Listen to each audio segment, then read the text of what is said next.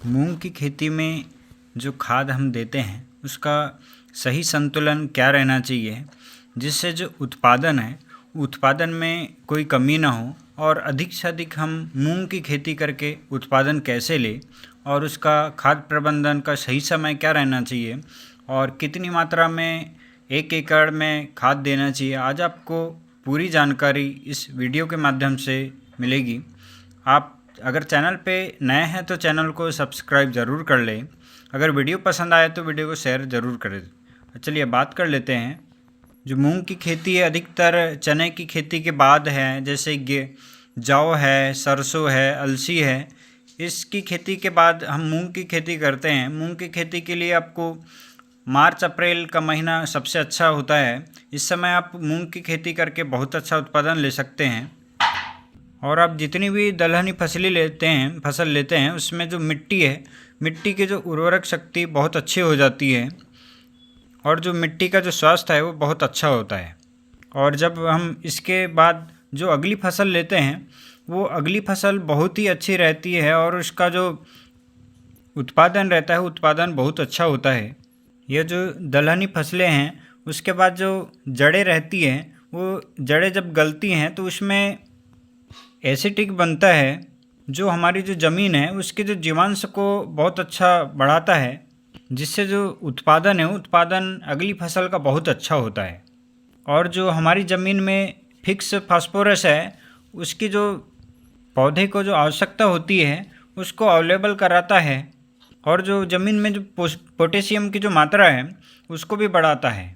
और जो माइक्रो जो न्यूट्रिएंट्स है उसकी जो एक्टिविटी है वो बहुत ज़्यादा होती है और ज़मीन में जो माइक्रो न्यूट्रिएंट्स की कमी है उसको भी दूर करता है। और जो ज़मीन में माइक्रो न्यूट्रिएंट्स की कमी है वो कमी नहीं होती है, जिससे जो ज़मीन की उर्वरा शक्ति वो बढ़ती है। अगर आपके ज़मीन में माइक्रो न्यूट्रिएंट्स की कमी है तो आप मूंग की खेती करके ज़मीन में जो माइक्रो न्यूट्रिएंट्स की कमी है उसको बहुत अच्छा बढ़ा सकते हैं। चलिए बात कर लेते हैं कि इसमें खाद प्रबंधन कैसा करना चाहिए, 1 एकड़ में कितने खाद की आवश्यकता होती है और खाद जो देते हैं उसका सही तरीका क्या रहना चाहिए। क्या हम बुआई के पहले दें या फिर हम जब फसल उगती है उसके बाद दें, इसका सही समय क्या रहना चाहिए जिससे जो उत्पादन हम अधिक से अधिक लें और उत्पादन में कोई कमी ना हो। और जो हमारी मिट्टी की सेहत है वो सेहत भी बहुत अच्छी रहना चाहिए, जिससे हम अगली फसल लेते हैं तो हमको उसमें कोई कमी नहीं रहना चाहिए और अधिक से अधिक मुनाफा होना चाहिए। अगर आपको मूंग की बहुत अच्छी उपज लेना है तो आप सबसे पहले जो मिट्टी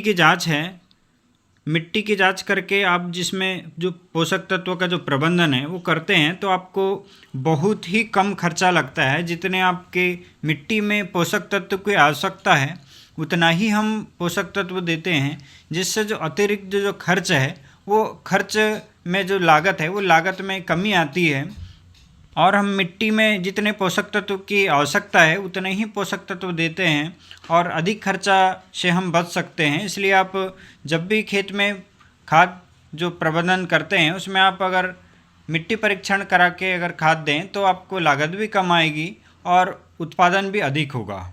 सबसे पहले आप खेत की 2 से 3 जुताई करके आप खेत को तैयार कर लें।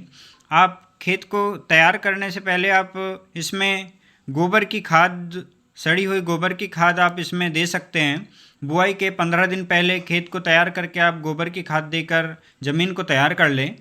गोबर की खाद देने के बाद हमको ज़मीन में नाइट्रोजन की आवश्यकता होती है, पोटाश की आवश्यकता होती है, फास्फोरस की आवश्यकता होती है, जिससे जो मूंग का उत्पादन है वो उत्पादन बहुत ही अच्छा होता है। चलिए बात कर लेते हैं इसमें कि नाइट्रोजन की कितनी मात्रा देना चाहिए, पोटाश की कितनी मात्रा रहना चाहिए, फास्फोरस की हम कितनी मात्रा देकर अधिक से अधिक जो उत्पादन ले सके और जो मूंग की खेती के लिए पर्याप्त खाद की मात्रा हो उसका सही संतुलन भी क्या रहना चाहिए। आप मूंग का अधिक से अधिक अच्छा उत्पादन लेना चाहते हैं तो आप इसमें 100 kg DAP प्रति हेक्टेयर के हिसाब से आप ज़मीन में मिलाकर आप मूंग की बुआई कर सकते हैं। मूंग की खेती के लिए आप 1 एकड़ में 10 किलो सल्फर मिलाकर भी आप मूंग की खेती कर सकते हैं, मिट्टी में मिला सकते हैं, जिससे जो उत्पादन में कोई कमी नहीं होगी। 1 हेक्टेयर में 20 केजी नाइट्रोजन और 40 केजी फास्फोरस और 30 केजी पोटास और 30 केजी सल्फर का आप छिड़काव करके जो मूंग की खेती है इसमें आप मिट्टी में बुआई से पहले इसको मिलाना है।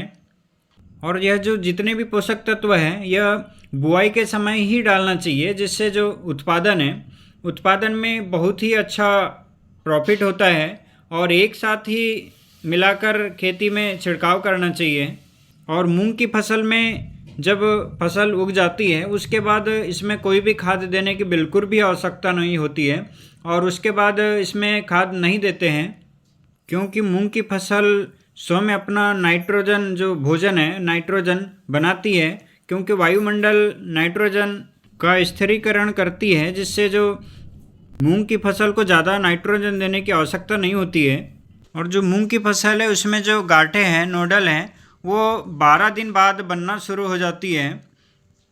अगर आप इसमें नाइट्रोजन जो यूरिया है अगर फसल उगने के बाद में अगर दोगे तो उसमें जो गांठें की संख्या है जो वो नहीं बनती है, और जो उसकी जो उत्पादन क्षमता है वो उत्पादन क्षमता भी घट जाती है, और जो हम उत्पादन चाहते हैं वो उत्पादन नहीं मिलेगा। और जो फसल नाइट्रोजन का ज़मीन से स्थिरीकरण करती है उसमें बहुत कम रहेगा, जिससे जो उत्पादन में कमी आती है। और जो आने वाली फसल हम खेती में बोते हैं उसका जो उत्पादन है उस पर भी असर पड़ता है, और ज़मीन की जो उर्वरक शक्ति है वो भी कम होती है। इस तरह से आप मूंग की खेती करके बहुत अच्छा उत्पादन ले सकते हैं, और सही समय पे खाद प्रबंधन करके बहुत से अच्छा उत्पादन ले सकते हैं दोस्तों।